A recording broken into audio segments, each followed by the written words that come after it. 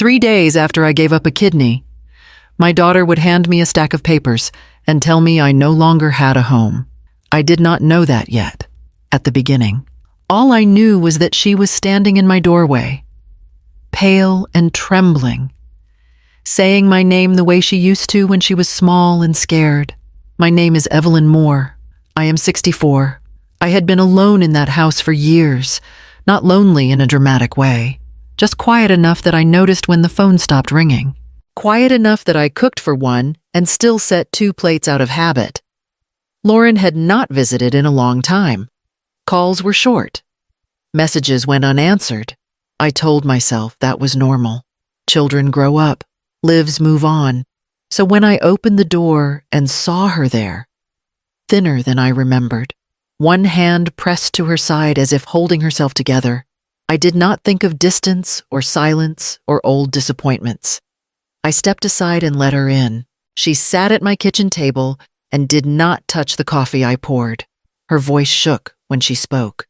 She said the words slowly, like she was afraid they might fall apart if she rushed them. Kidney failure, advanced, doctors. Time running out. I listened. I watched her hands. I noticed how tired her eyes looked. Nothing in me questioned her story. Nothing in me asked for proof. All I felt was the old instinct rising, steady and familiar. If my child was in danger, then whatever I had was hers. When she finally looked up at me, waiting, I reached across the table and took her hand. Lauren didn't cry when she explained it. That frightened me more than tears would have. The doctor said my kidneys are failing, she said. Her voice was calm, practiced. Stage 4. They caught it late. I gripped the edge of the table. Late how? She met my eyes. Late enough that medication won't fix it. I waited for panic to break through her tone. It didn't. She spoke the way someone does after rehearsing bad news until it stops shaking their voice. There are tests. She continued. Blood work, imaging, compatibility screening. They think a transplant is the only real option. How long, I asked. She hesitated just long enough to feel real. Months, maybe less. I remember thinking how strange it was that she sounded more organized than afraid. She had names of specialists, appointment dates, even a folder already tucked into her bag. They need to know if you're a match, she said carefully. I wouldn't ask if there was another way. I laughed once, short and breathless. You didn't ask.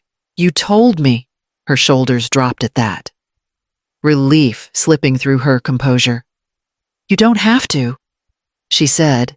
I know your age. My age is the least important thing in this room, I cut in. The truth was simple. I had already lived most of my life. She was still standing at the beginning of hers.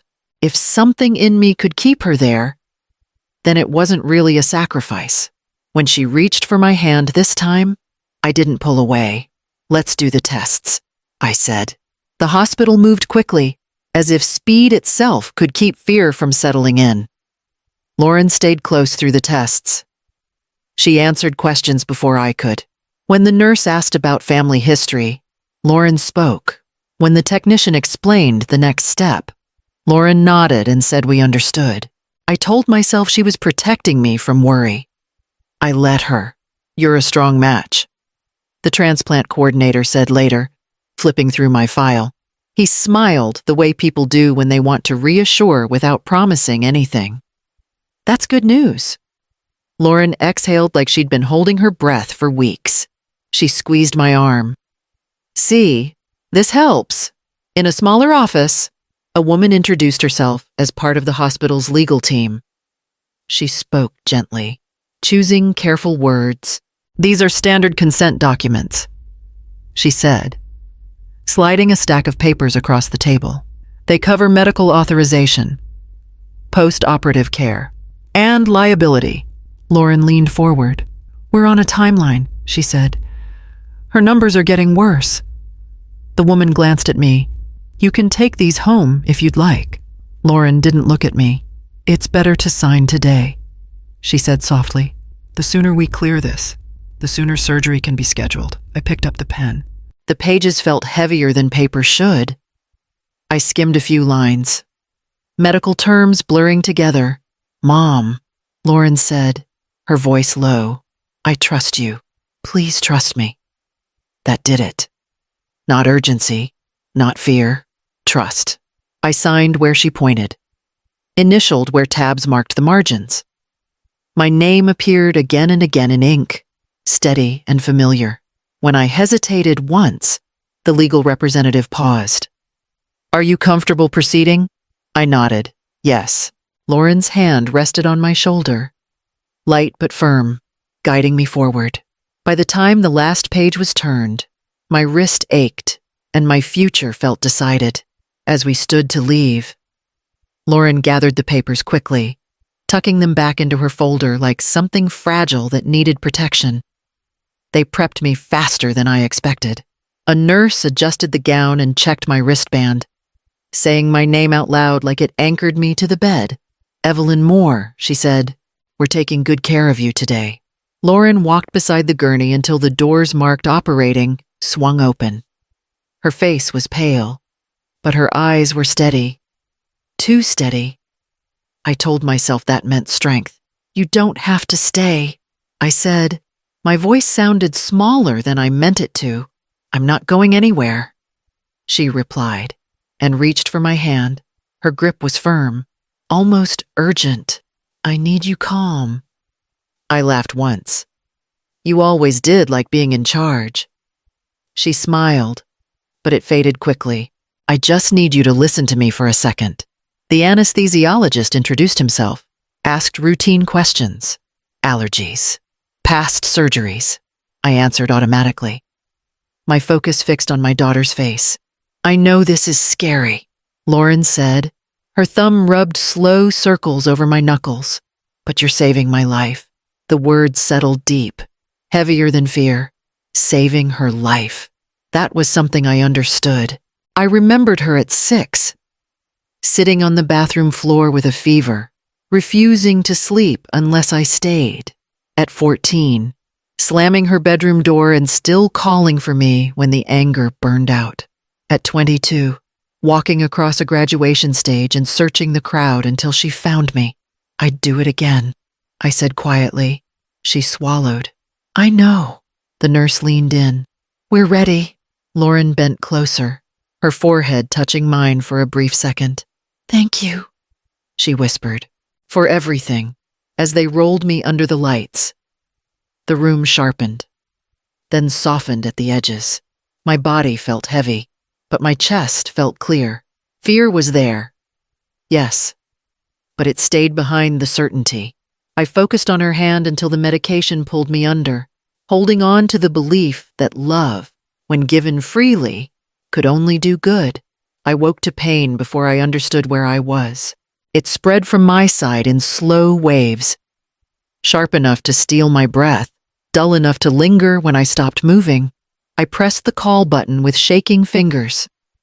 A nurse came in, young, efficient. You're awake, she said, checking the monitor. That's good. My daughter, I said. My throat felt raw. Lauren, is she okay? She adjusted the drip without looking at me. She's resting. When can I see her? Soon, she said. Too quickly, then she left. Time slipped in and out around me. Another nurse checked my vitals. A doctor glanced at my chart. Each time I asked the same question, how is my daughter doing?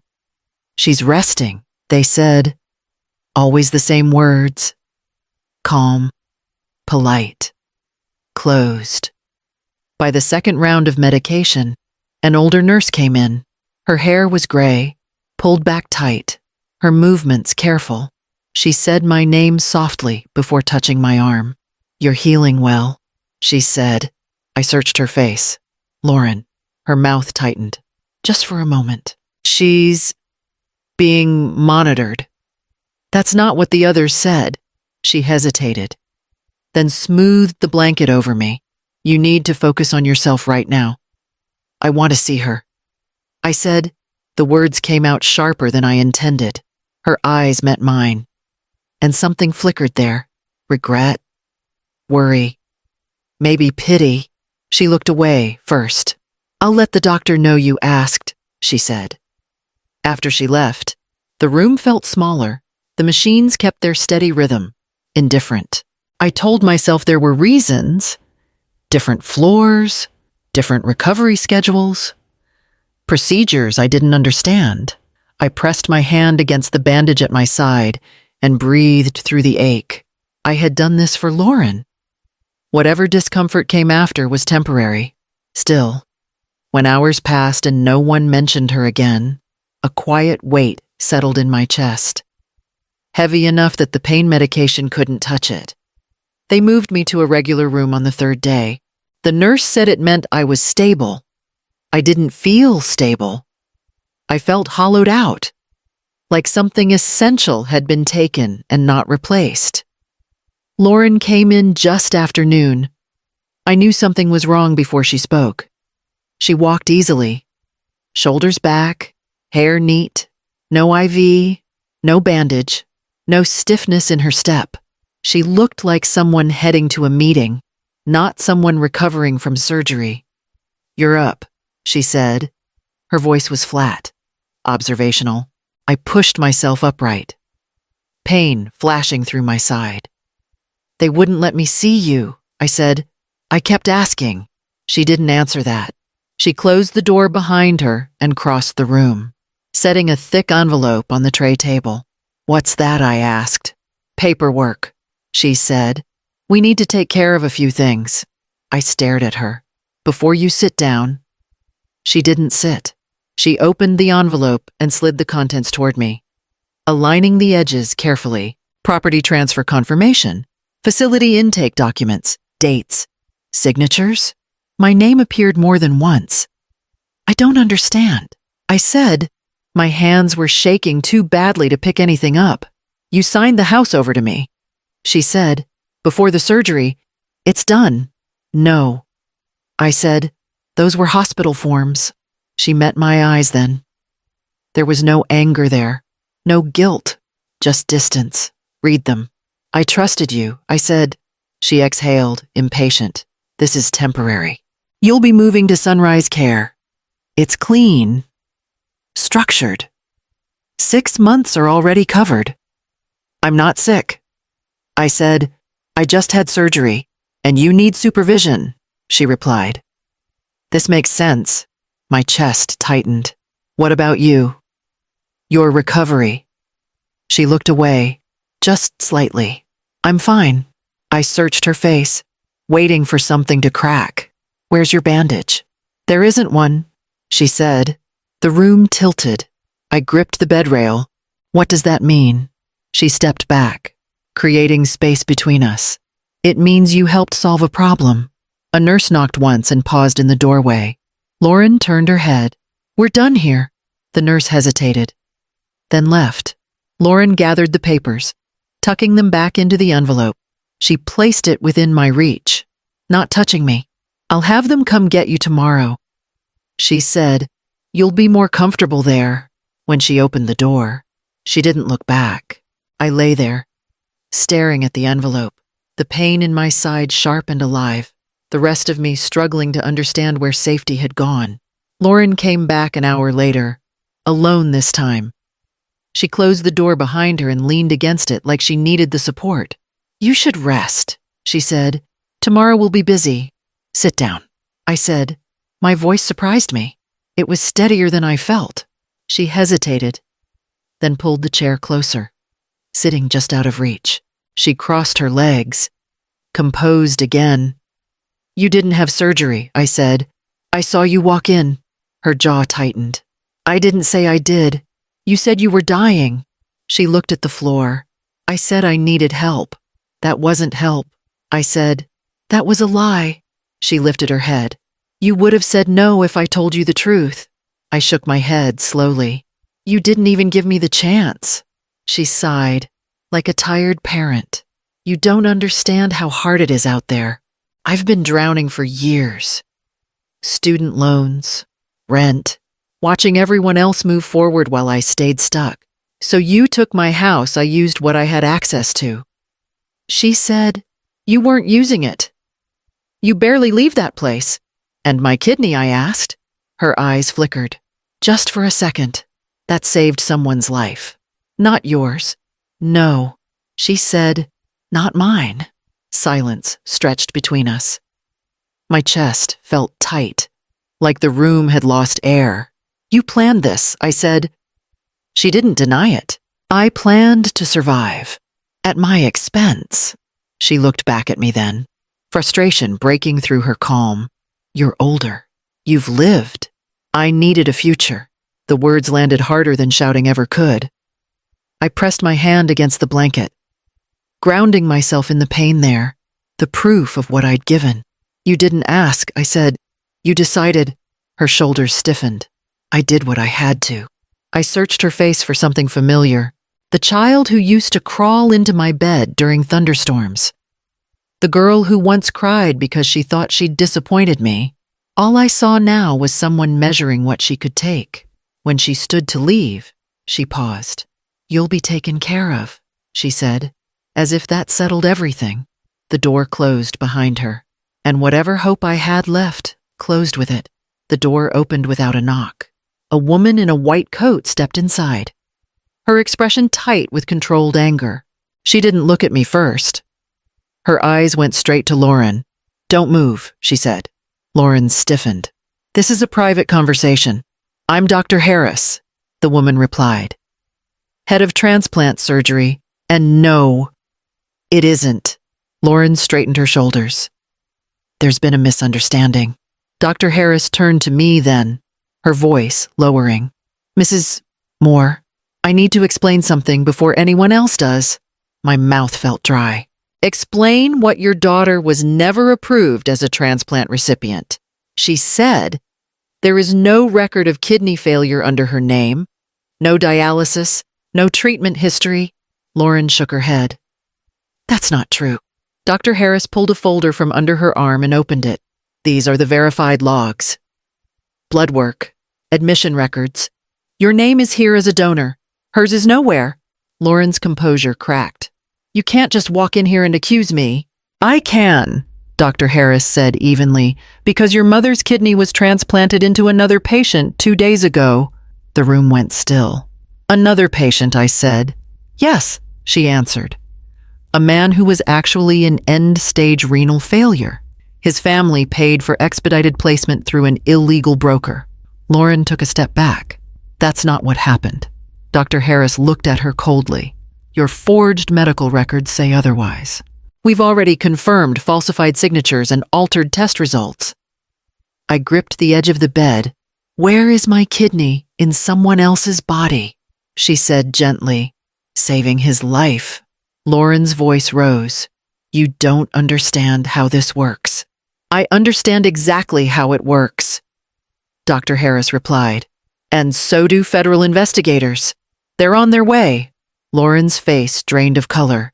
You didn't have to do this. Dr. Harris closed the folder. I did. Because your mother trusted this hospital. And trust isn't something we sell. Lauren opened her mouth, then closed it. For the first time, she had nothing to say. They took Lauren out through the side door. She didn't look at me. One of the officers asked if I needed anything, and I shook my head because I didn't know how to explain what I had already lost. The room felt emptied out afterward, not quiet in a peaceful way, just hollow. A nurse came in to straighten the bed and avoided my eyes. I didn't stop her. Later that evening, a man I didn't recognize stood in the doorway. He wore a simple jacket and held himself carefully, like someone who still measured his strength. Mrs. Moore, he said, my name is Daniel Wright. I nodded once. I'm the one who received your kidney, he said. He didn't rush the words. I was told the truth this morning. I closed my eyes. I didn't choose you. I know, he said. That doesn't change what you gave. He sat when I gestured to the chair. There was no speech prepared. No attempt to soften anything, just honesty. I'm alive because of you, he said, and I'm sorry it came at such a cost. I studied his face. searching for expectation. There was none. I don't want to replace anything you lost, he continued. But if you need a place to stay while you recover, I can help. No conditions. The offer landed quietly, not as rescue, as respect. Thank you, I said. My voice held. I'll think about it. He nodded, accepting that as enough, and stood to leave. When the door closed behind him, the silence felt different. Not empty, just waiting. I didn't go back to my house. By the time I was discharged, the locks had already been changed. The nurse told me gently, like she was afraid the truth might bruise me again. I nodded and said I understood, because by then I did. I stayed in a small, furnished apartment Daniel arranged near the hospital. Temporary, he called it. I called it quiet. No photos on the walls. No history waiting to accuse me.